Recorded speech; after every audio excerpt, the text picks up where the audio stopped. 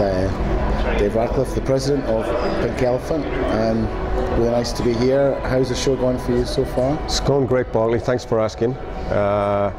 You know, if you asked me this last year and the year before, I would have been saying the same thing. It's just after 16 years now, we have such a great team. It always goes smoothly. We have a few technical glitches behind the scenes, but nobody knows about those. And it's pretty good. We're really happy with the production of the event, and we're also happy with the reaction from our customers as well. You know, I couldn't ask for any more. It's great. Have you got the same, I'm not sure what the numbers are, but is it pretty much holding up in terms of numbers? Actually, our numbers have grown, both numbers of the regular attendees, what I call the practitioners. They're up about just over 10% from last year, which for, you know, in our industry, you know, if you can hold your own, you're doing really well. We're actually growing, so that's great. And the sponsors and vendors who come along, who are also our customers, we've had some significant growth there as well, and we're really pleased that they regularly tell us and each other that this is the place to be. So yeah, we're very, very happy with the way things have went from an attendance point of view. Yeah.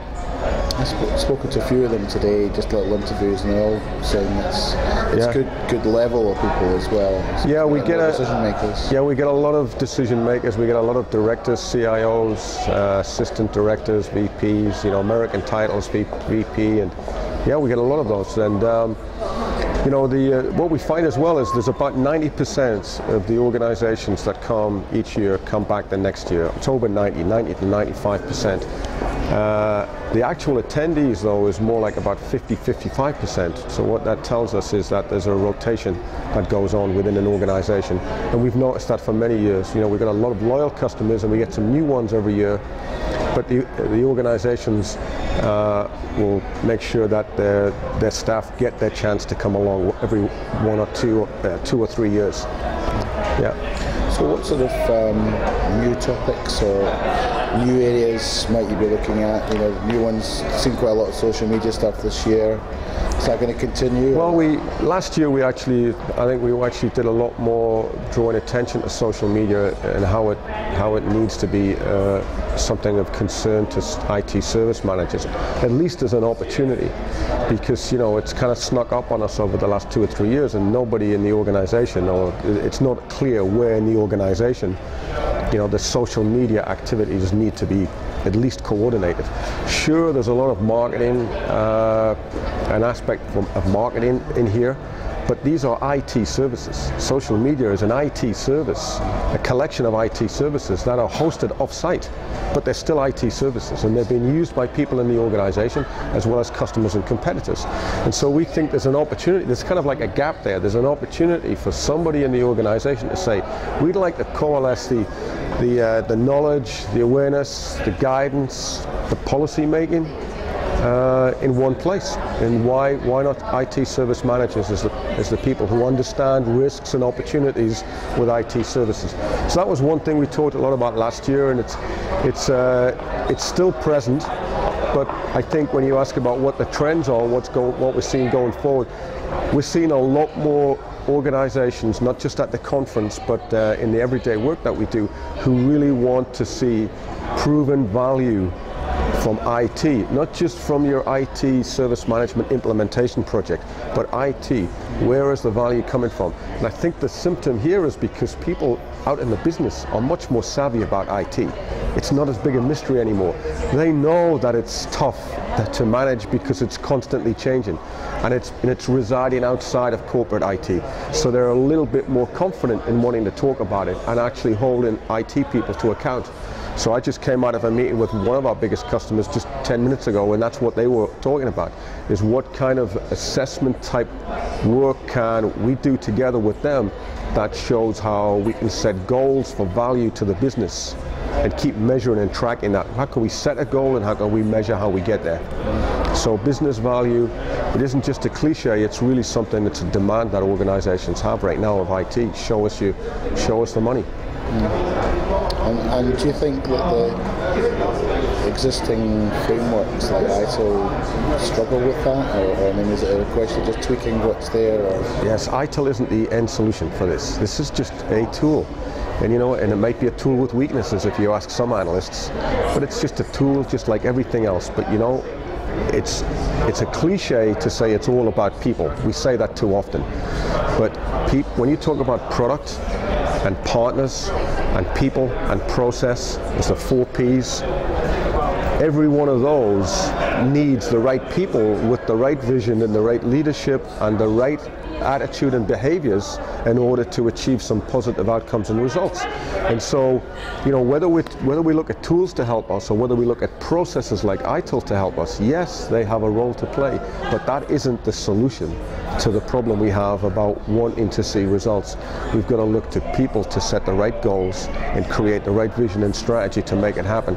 And so I prefer to talk more about people and get in their act together and using the resources we have, which could be ITIL or COBIT or Six Sigma, ISO, whatever it might be. Don't look at those things as what's going to solve your problem, though.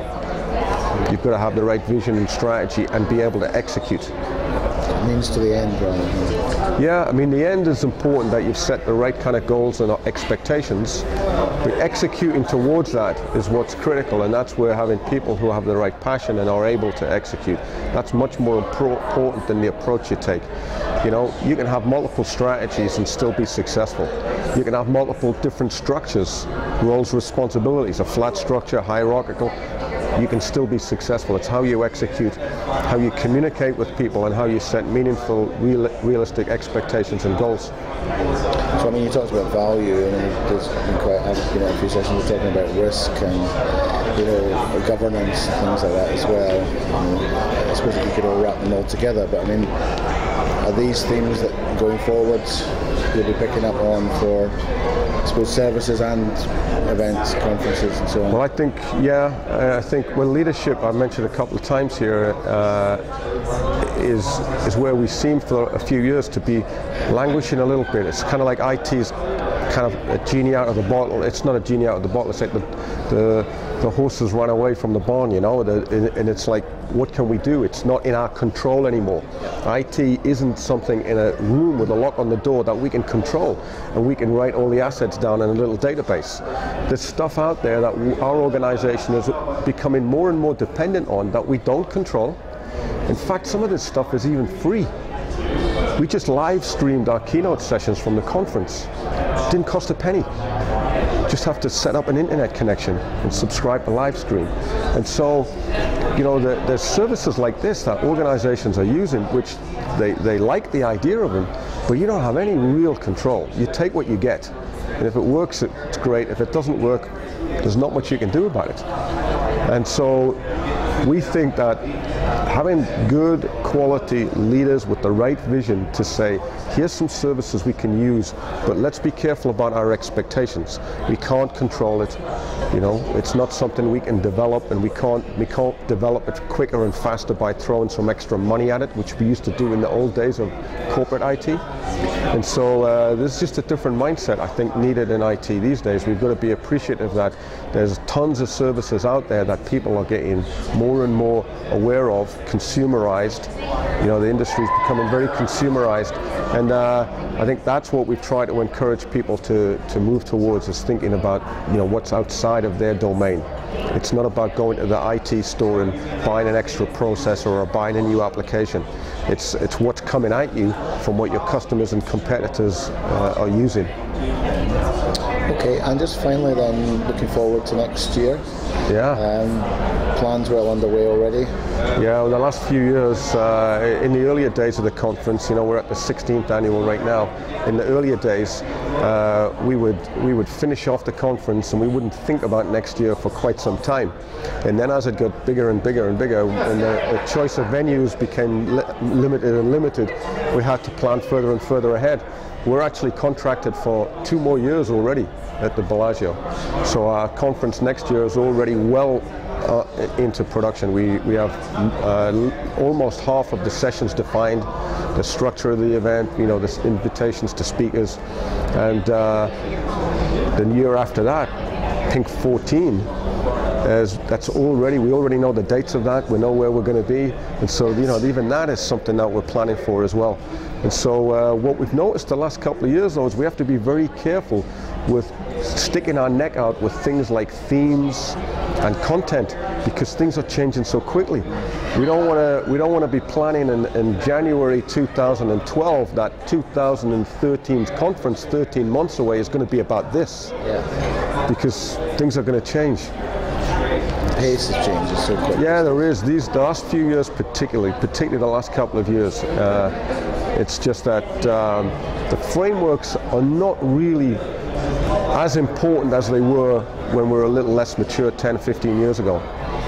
They're there, we're familiar with them generally, we're still trying to sort out which are the strengths and which ones we really want to exploit more. But it all comes back down to the basic stuff about personal knowledge and skills and awareness, and how competent are you to manage a changing IT service environment. That's what it really comes back down to, and that's what we spend most of our time talking about, personal discipline and execution.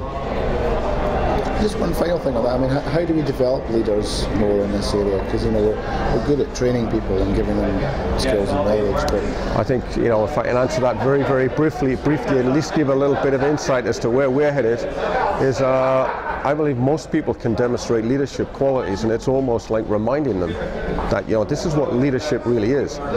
Leadership isn't about being given the authority. Nobody gets a promotion that becomes leader. Never mind what your job title is. Leadership is about encouraging your co-workers to follow the vision and strategy you have, and then empowering and enabling them by supporting them. So it's about good communications, it's about constantly restating what your vision and mission is, what your objectives are, what your goals are, constantly restating those and being true to yourself and assisting your colleagues and co-workers to get their job done. Influencing people to be successful and achieve results. You don't have to be the manager to do that. You don't have to have authority to do that. And so by encouraging people to be prepared to speak up and to communicate well, I think that's where we're starting to develop good leaders. And also reminding them that IT service management needs to be led. It isn't something that just is there and already exists. As we've seen, it's changing. And so it needs people with the foresight and the confidence to be able to speak up and say, I think we need to widen the scope, I think we need to narrow the scope, I think we need to do this or that, or how about we do this or that. Doesn't always have to be the decision maker, but somebody who's prepared to speak up and share some knowledge and encourage others too. Okay, well, thank you for that, and I look forward to next year. Next year, I look forward to seeing you next year. Hope I'll be here. Thanks. Thank you for that. Bye-bye.